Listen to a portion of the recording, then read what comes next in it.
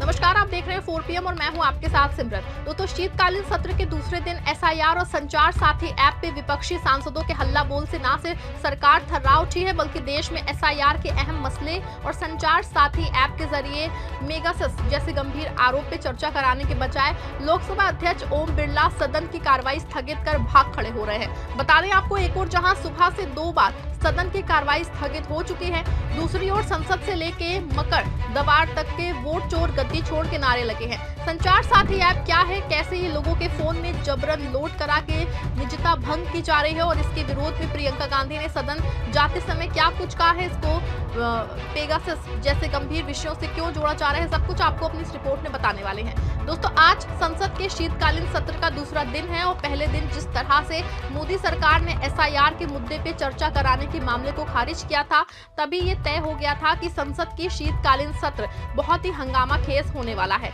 और इसकी आज नजीर देखने को मिली। हालांकि आज संसद में कुछ विदेशों से आए गेस्ट भी मौजूद थे। शीतकालीन सत्र के दूसरे दिन आज ठीक 11 बजे लोकसभा की कार्यवाही शुरू हो गई और संसद के विशिष्ट बॉक्स में जॉर्जिया की संसद के चेयरमैन शॉल पपुआ के नेतृत्व में उच्च स्तरीय संसदीय शिफ्ट जो है मंडल उपस्थित है, जो भारतीय संसद की कार्यवाही देखने के लिए आया है। आपको बता रहे कि सदन में आते ही लोकसभा अध्यक्ष परिचय कराया। वीडियो देख लीजिए आप। माननीय सदस्यगण, मुझे आपको ये सूचित करते हुए अत्यंत प्रसन्नता हो रही है कि हमारे सदन के विशिष्ट बॉक्स में जॉर्जिया की संसद के चेयरमैन श्री साल पापुआ शिल्ली के नेतृत्व में जॉर्जिया का उच्च स्तरीय संसदीय शिष्टमंडल उपस्थित है। मैं अपनी ओर से तथा सदन के सभी मान्य सदस्य की ओर से उनका हार्दिक अभिनंदन करता हूं, स्वागत करता हूं। लेकिन दोस्तों, संसद की शुरुआत होते ही विपक्ष ने जोरदार हंगामा शुरू कर दिया। सदन में विपक्ष का हंगामा और नारेबाजी जारी है और ये हाल प्रश्नकाल तक चलेगा। लेकिन सांसदों के विरोध के बावजूद ना तो लोकसभा स्पीकर और सरकार ने एसआईआर पे चर्चा कराने की मांग को मंजूरी दी है।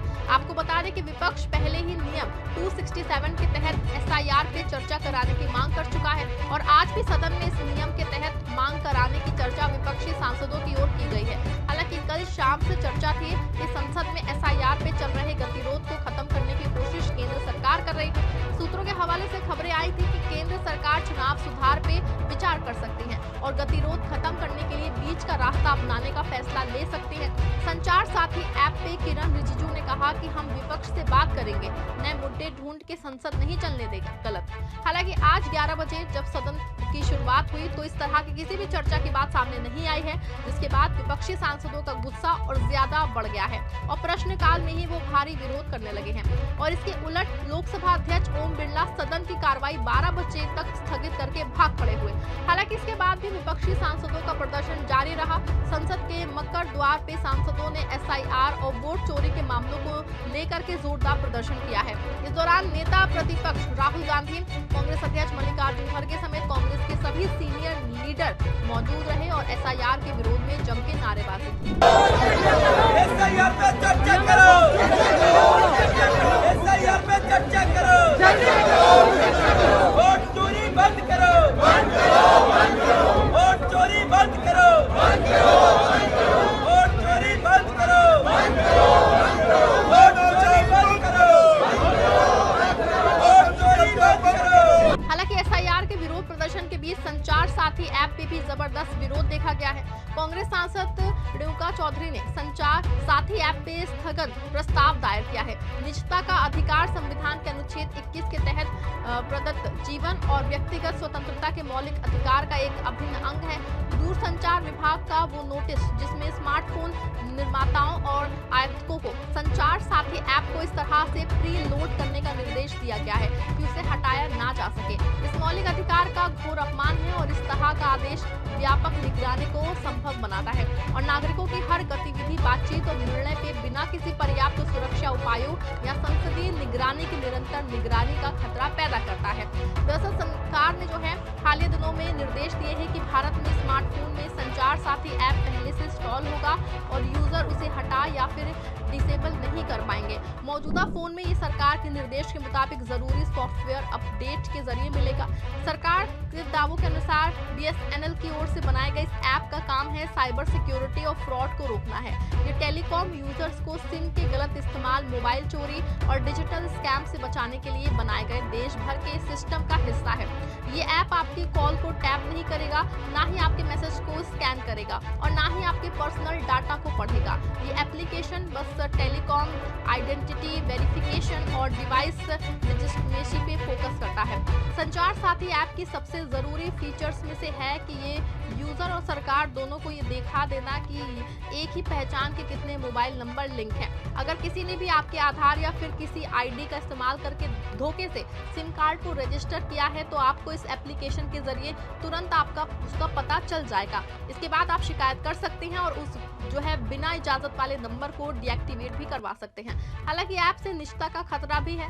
इस बात को इनकार नहीं किया जा सकता है कि कांग्रेस का दावा है कि मोबाइल फोन से जितनी भी गतिविधियां होंगी ये सब सरकार की नजर में होंगी, यानी कि संचार साथी ऐप फोन टैपिंग या मेगासस जैसा होने का दावा कांग्रेस कर रही है। सुनिए आप भी प्रियंका गांधी ने संचार ऐप को लेकर के क्या कुछ कहा है। It is a snooping app.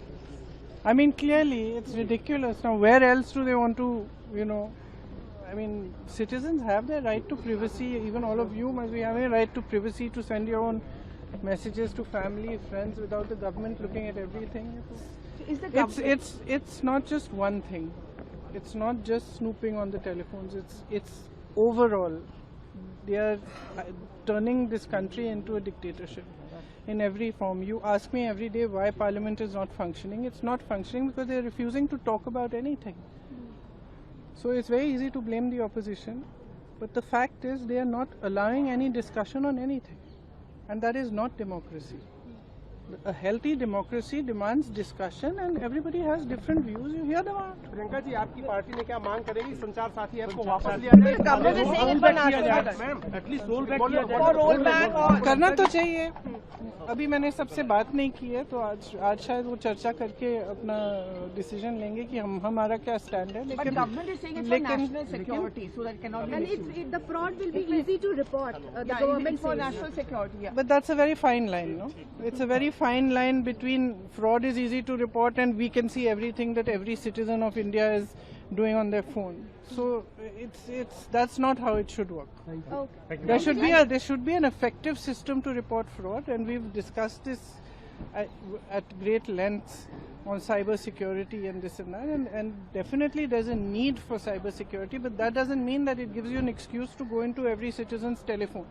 I don't think any citizen would be happy. Election Commission ने WhatsApp प्रियंका गांधी का साफ तौर पे कहना है कि ये फोन टैपिंग और मेगासस जैसा मामला है और इससे पूरे देश की निजता को बड़ा खतरा है और यही वजह है कि कांग्रेस ने SIR के साथ आज इस मुद्दे को कांग्रेस और विपक्षी दलों में भयंकर रोष दिखा रहा है। और जब 12 बजे जब सदन की कार्यवाही शुरू हुई तो भारी शोर शराबे के बीच सदन दोबारा 2 बजे तक लोकसभा अध्यक्ष ओम बिरला स्थगित कर चुके हैं। हालांकि जिस तरह का गतिरोध है उससे साफ है कि SIR और संचार साथी ऐप पे फिलहाल संसद चलने के आसार कम दिखाई दे रहे हैं। अगर सरकार दोनों मुद्दों को चर्चा के लिए सदन में लाती है तभी शायद गतिरोध खत्म हो पाएगा। पूरे मामले पे आप क्या सोचते हैं? क्या सरकार को SIR पे चर्चा करानी चाहिए? क्या संचार साथी ऐप पेगासस और फोन टैपिंग जैसा मामला नहीं है जिससे हर एक की निजता को खतरा है? आप जो भी सोचते हैं अपनी राय कमेंट में लिखिएगा। खबर को लाइक और शेयर करिएगा।